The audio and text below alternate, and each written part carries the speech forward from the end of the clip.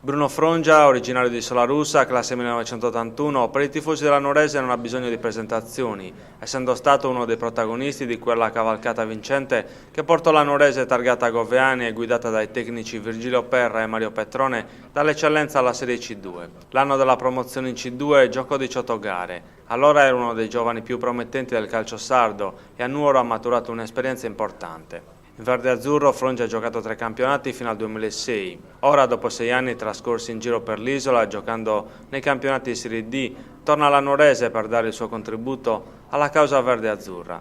Il difensore, che può ricoprire anche il ruolo di centrocampista a sinistro, lo scorso campionato ha giocato 31 gare segnando 5 reti nel progetto Sant'Elia. Si tratta di un grande rinforzo per il reparto arretrato verde-azzurro. Frongia, grazie alla sua esperienza, sarà un punto di riferimento per i compagni più giovani. Bruno Frongia, un ritorno a Nuoro dopo 6 anni, un ritorno gradito, penso per te e anche per la società che ti ha scelto.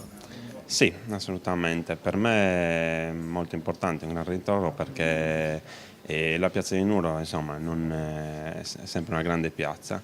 E dopo 6 anni ho lasciato, insomma, sono rimasto con dei bei ricordi di Nuoro perché comunque abbiamo vinto 2 campionati, ma a prescindere dal fatto che abbiamo vinto 2 campionati, la gente ha sempre mostrato tanto affetto nei nostri confronti, nei miei confronti in particolare, quindi alla chiamata, insomma, della Nuorese non potevo dir di no perché per le motivazioni poi di un giocatore sono molto importanti e quindi una piazza come Nuoro assolutamente ti dà grosse motivazioni.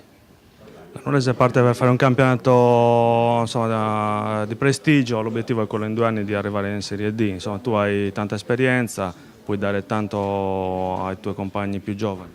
Sì, assolutamente, non ci possiamo nascondere, dobbiamo assolutamente fare un campionato di vertice, poi naturalmente sarà il campo che parlerà, però io comunque cercherò di dare il massimo, la mia esperienza in particolare per i giovani perché saranno tanti, poi con la nuova regola di 4 fuori quota in campo, insomma dovrò aiutare tanto i giovani.